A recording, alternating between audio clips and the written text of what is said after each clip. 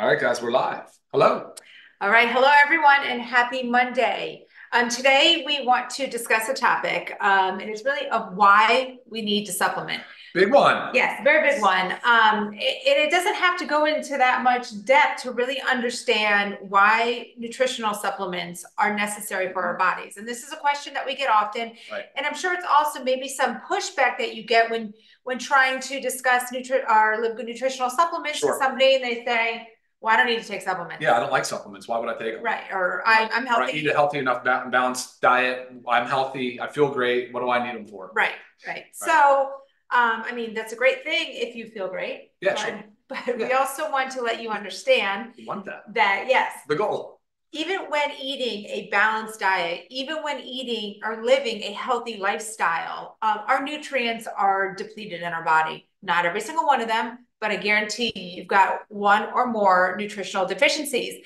And what these nutritional deficiencies, I mean, they can cause a slew of health conditions that you're just wondering, like, why is this happening to me? Why do I feel like this? And it can be as simple as a one little vitamin or mineral that your body is deficient in, and adding that into your diet is like, oh my gosh, a wake-up call. Everything starts to function properly. And again, you'll hear us talk a lot about our magnesium and how it's involved in over 300 reactions in the body. So think about that, just being deficient in that one little mineral, right? If that's going on, then some or all of those 300 reactions in the body aren't taking place properly. And then we aren't living our healthiest lives, or our healthiest selves.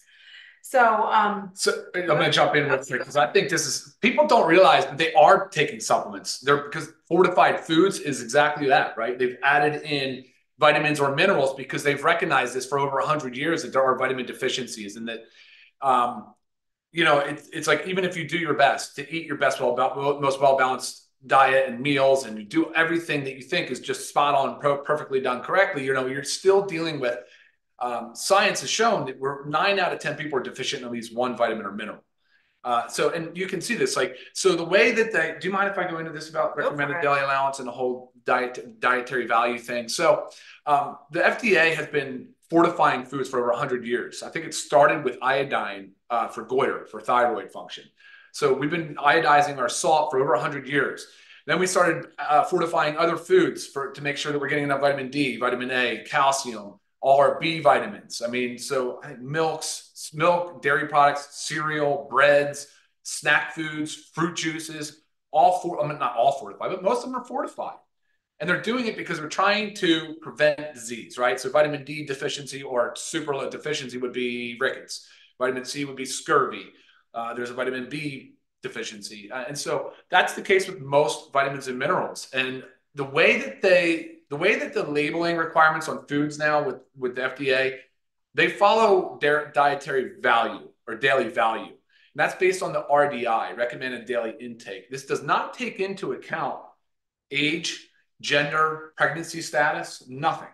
Right, whether you're vegan or not, that's a big one, because different, you're lacking different nutrients. Yeah, and so it really doesn't take any of those variables into account. So you can imagine the amount of inaccuracy there is, though. So, and they're doing this, when you look at a dietary nutrition label, supplement facts label, you're seeing the percent daily value based on the RDI. So again, no age, no gender, not taking into account that, but they're only listing it to prevent disease. They're not trying to say, here's what optimal health might look like. Because again, there's no magic bullet. There's no absolute certainty as to what one particular person should be taking in a vitamin or mineral. Right. And we know this. And Lisa and I are both huge advocates for eating whole foods and clean, healthy foods. But we know at the end of the day, despite all of our best efforts, and it's what we would love for everybody to do, is eat all of these foods and get all of your vitamins and minerals and be perfectly healthy, but it's just not happening. It's not happening. And so that is just a little bit side kind of back history on the way that the FDA does label these. So definitely not anywhere even close to a perfect science. They're literally just saying, here, this amount of vitamin D to prevent rickets, right? This amount of vitamin C to prevent scurvy. So again, we're not in the world of just identifying and preventing disease. We're saying we want to optimize health. And how do we do that? Well, supplementation is a huge part of optimizing health. Definitely. And I found it very interesting this morning. I was kind of just like, because a lot of people come to me with, you know, Dr. Google answers. Yeah. And so I just was plugging in, like, why do we need nutritional supplements? And I know what sites that we use, and I know what, you know, resources that are legit and that we rely on.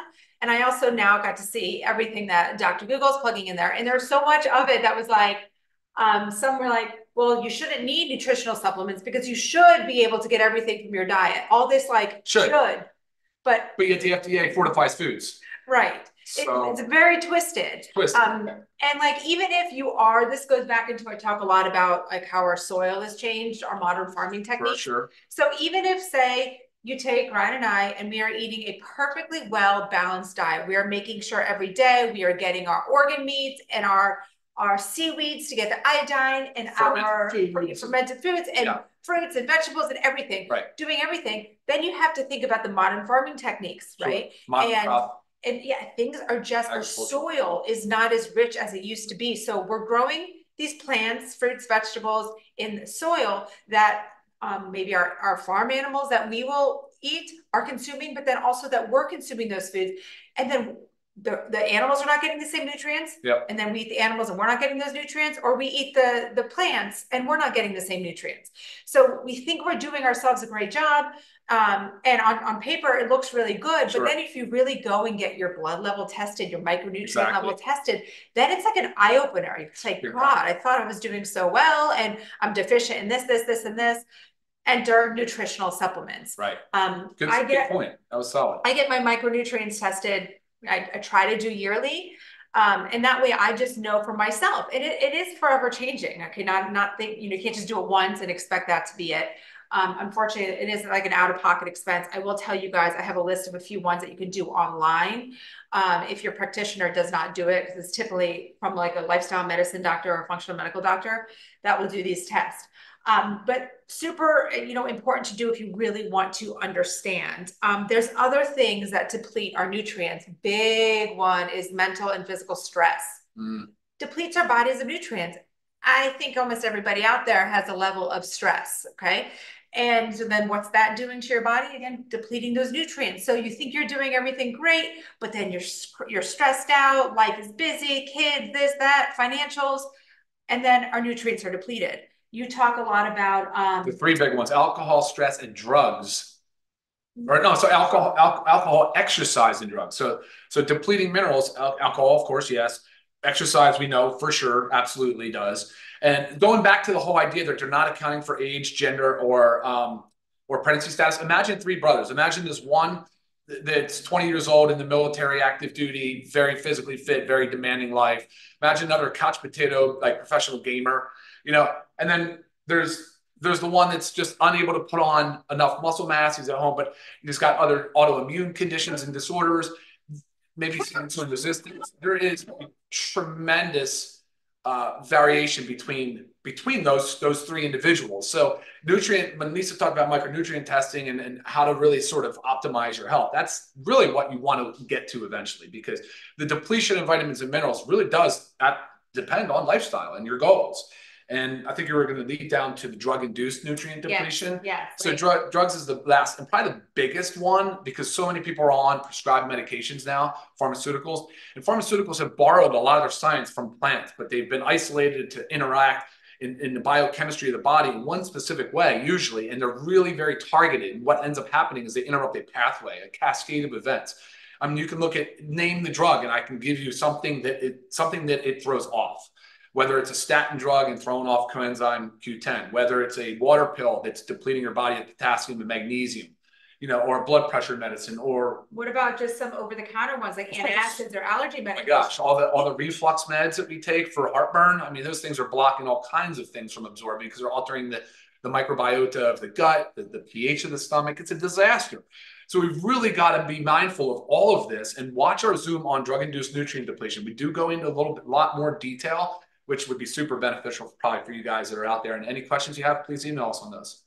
Right. So again, our LiveGood supplements, they are supplements, they're nutritional supplements to a healthy diet. Right. They're not these supplements that are out there marketed for like this quick fix to like do something. These are literally to fill our nutrient gaps. These are a safety net to make sure on a daily basis we are getting what we need. Because I was looking at this, the Center of Disease Control says, we should consume about 2 cups of fruits and 2 to 3 cups of vegetables a day. Should be twice that amount. Yet, though, they found out that 76% of adults don't eat enough fruit, and 87% of adults don't eat enough veggies. Don't even hit the lowest recommendation. Right. So, and again, when we talk about this stuff, like the lowest recommendation, like how Ryan was talking about the RDIs, is that is just to get by. You hear me say a lot about surviving and thriving. Do you just want to merely survive and maybe not really reach that longevity that you really should? Yeah. Or do you want to thrive? Do you want to be healthy and vibrant and live a long life?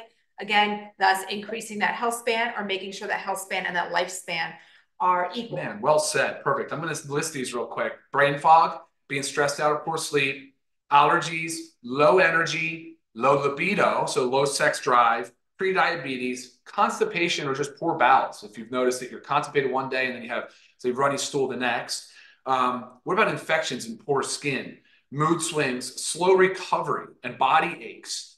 And that's, if any of those, if you experience any of those are not normal. That is not to be normalized, and it has become normalized in our society.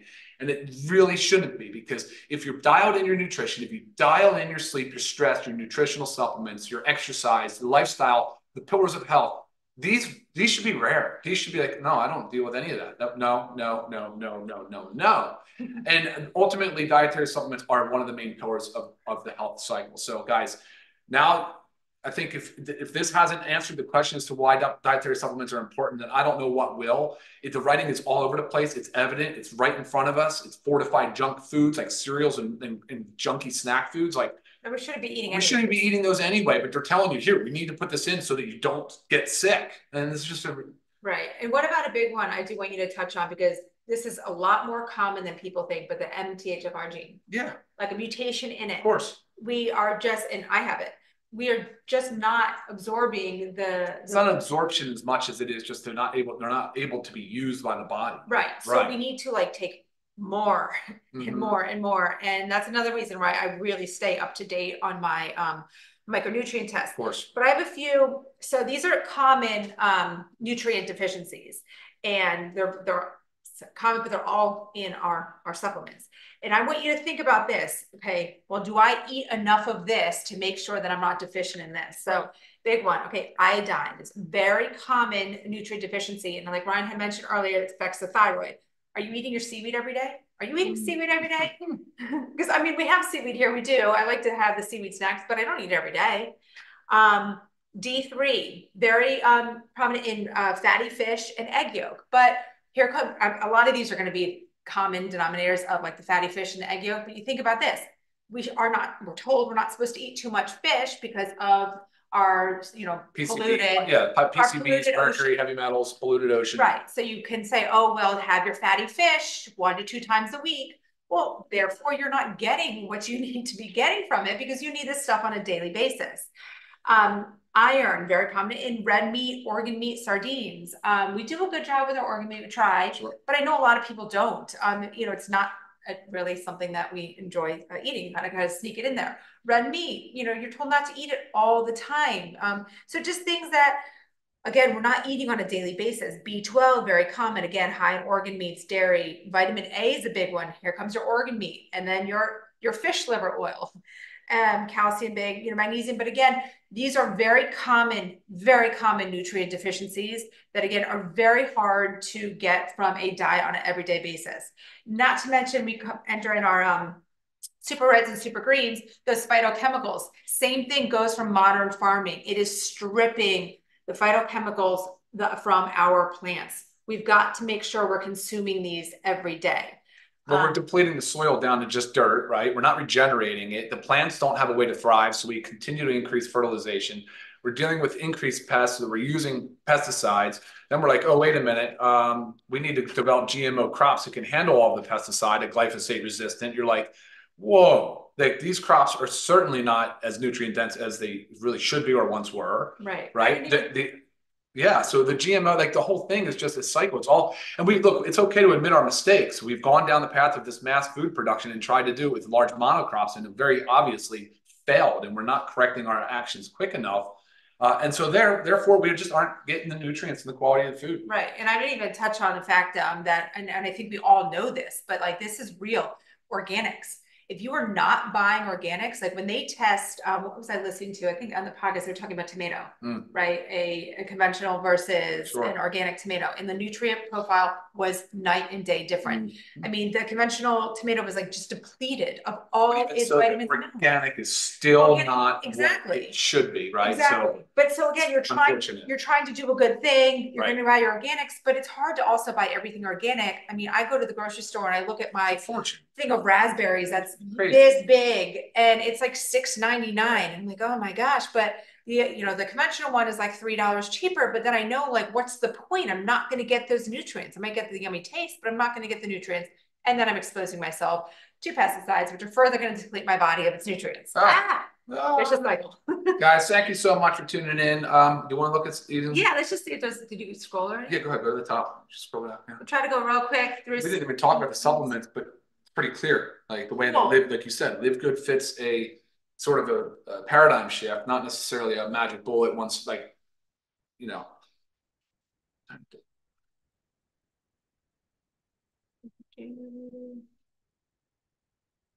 Okay, these are some specific personal questions. Email those to me, lisa@livegood.com, please. Difference between super reds and super greens, the ingredients. Okay, Bruce, we just touched on about eating organic. What is this? Oh, everybody likes my shirt. We should think about adding these ones, huh? I think we had those made off as a one-off. Yes.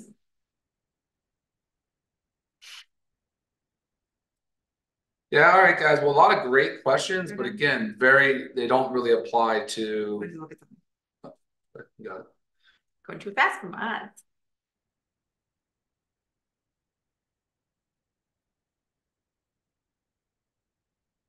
Okay, so somebody's just talking about like just a blood panel. A regular blood panel that you do from your doctor is not going to show you micronutrients. So that's what I was saying. It's a specific test that you need to discuss with your doctor about, and not all doctors do it. Typically, functional medical doctors, lifestyle medicine doctors, it is an out-of-pocket expense, really ranges anywhere from like $300, $600. Like it's no joke, but I do really recommend doing it. And again, I did say I would list the ones that I know you can do online. So Let's Get Checked, Everlywell, and My Lab Box. If you need those, again, email me. But again, Let's Get Checked, Everlywell, or My Lab Box. So these are online ones that you can order kits and do. Sometimes they're urine kits. It's not where you have to do a blood draw, but yes, but each one is different. But again, I find this extremely important. I mean, this will go down and list. And something about mine, I didn't touch on this, that I just recently had done. Now, where's our meetings? I take 2 scoops of these per day. I actually had a question on this too, an email. I also take 1 to 2 servings of our protein powder, which is rich in amino acids. I eat at least 2 servings of meat per day, rich in amino acids. I was deficient in 2 amino acids.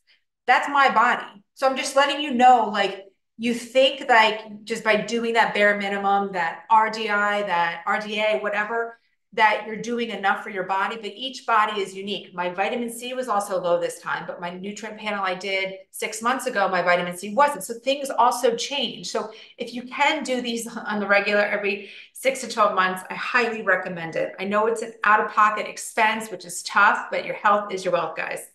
Cool. All right, good job. Guys, thank you for watching. Thank you for tuning in. Have a happy Monday, super productive week. We will see you next time. All right, bye, guys. Bye.